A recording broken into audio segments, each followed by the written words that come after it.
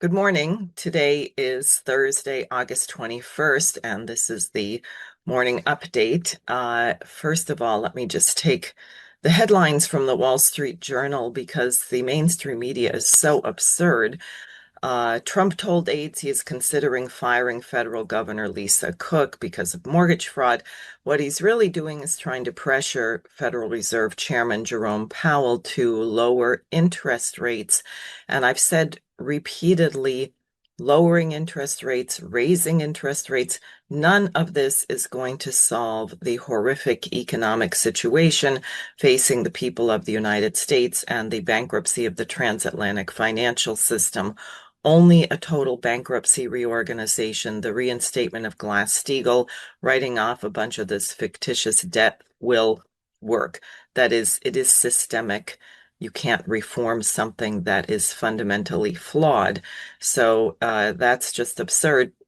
Trump has ordered the Pentagon to send 3 Navy warships to interdict Latin American drug cartels, intensifying confrontation with Venezuela's president. Well, the LaRouche movement in Executive Intelligence Review years ago published a photograph of the then head of the New York Stock Exchange, Richard Grasso, in an embrace with Comandante Reyes of the FARC in the Colombian jungle. If you want to shut down drugs, you have to take on Wall Street. You have to take on the City of London. This is a fraud, maybe to pressure Venezuela on oil or petroleum or other things like that. It is absurd. We don't need more military kinds of action. We need more reason. And the American people are not benefiting from this, as Marjorie Taylor Greene and other people keep commenting. They're concerned that their children cannot afford to buy a house. That's a big issue all over the United States. Now, otherwise, on important news, uh, Trump has held the line despite the gaggle of impotent and foolish Europeans who were visiting with him on Monday. He did an interview yesterday with Mark Levine, which is reported on in TASS, where Trump said that he has taken World War III off the table. And he commented, quote, "I actually had a good relationship with President Putin in the first term. If he and I didn't understand each other, we would have actually been in danger as a country." Now, Lavrov, who is the senior diplomat of the planet, the Russian foreign minister, had the following to say: "We are seeing," this is Lavrov, "we are seeing an increasingly clear understanding by our partners in the United States of the need to eliminate the root causes of this crisis." Very important, because that's really what issue. It's the security of Russia and the security of Ukraine and the security of every nation, which is not served by NATO expansion, frankly, punitive sanctions and military measures. And it goes on. When Trump called Putin to inform him on the results of the meeting, Lavrov says, quote, "Putin reiterated Russia's readiness to continue direct Russian-Ukrainian negotiations, which had previously taken place in Istanbul, not only to resume these talks, but also to consider elevating the level of delegation heads so as to tackle the political aspects of the settlement." Quote, "It is clear that the Ukrainian side's reaction is not within our control," Lavrov continued. "Nevertheless, given that this idea was received positively by U.S. President Donald Trump, we expect that he will convey and explain it to the Kiev representatives, after which we anticipate a response."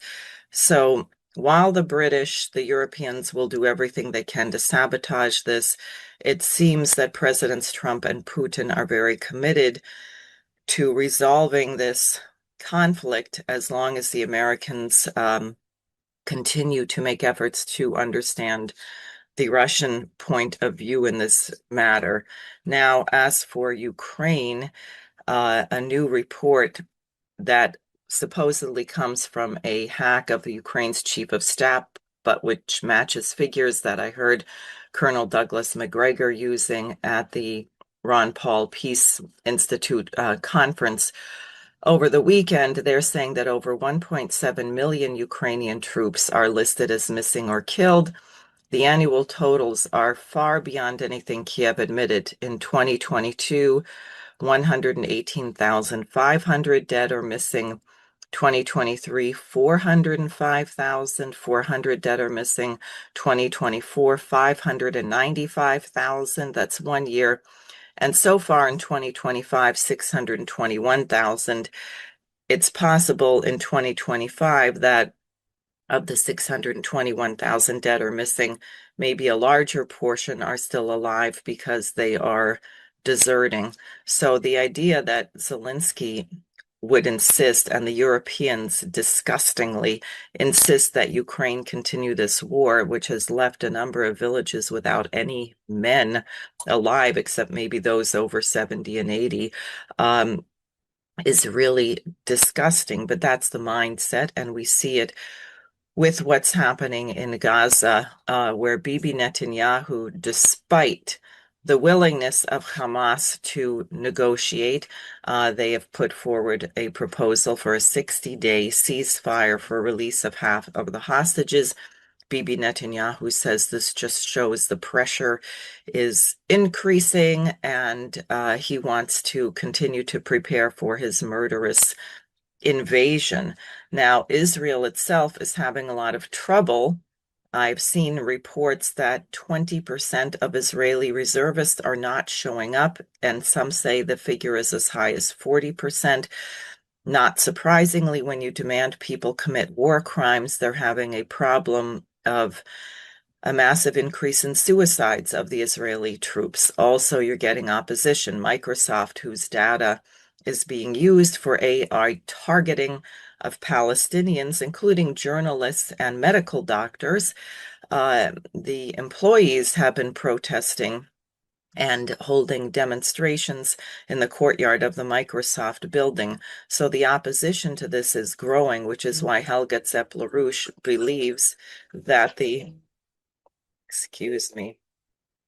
why Helga Zepp-LaRouche believes that the UN Resolution 377, Uniting for Peace, which can override, in effect, the Security Council. It is apparently legally non-binding, although there's some question whether you can actually take defensive actions. And it seems that United Nations organizations such as the Blue Helmets can be deployed to protect people, and that this is being recommended as a way of greatly humiliating Israel to force them to stop their murderous onslaught. And further, as you'll see on the Schiller Institute website, there is an appeal from Helga Zepp-LaRouche that Presidents Trump, Putin, and Xi meet in Beijing on September 3rd, September 3rd being the great military parade in Beijing celebrating the end of World War II in the Pacific, the 80th anniversary of that. It is not known if President Xi has extended an invitation to President Trump. I believe he has, whether President Trump will accept. But there you will have Presidents Xi, President Putin, Modi, and if President Trump goes, then you will have him as well, and you will have a grouping of nations that is large enough to pull the world away from this British financial monstrosity. And I will say very personally to the American people, it's very much up to us. It's very much up to what happens in this country. And I think we should wholeheartedly support the actions of DNI Tulsi Gabbard in trying to clean out the filthy giant stables of the intelligence community. As you saw, she has revoked the security clearance of another 37 individuals who were involved in some highly politicized lying, not merely to undermine Trump, but to get the war between Russia and Ukraine off to a roaring start. They will be removed from their posts. This is excellent. She also, along with President Trump and Vice President J.D. Vance, successfully closed the back door that the MI6 of the UK was trying to get into Apple to take people's personal data. So that's a glimmer of hope that we can clean this thing up. So please support our efforts, donate, subscribe, and also you can get these morning updates on Spotify. So look for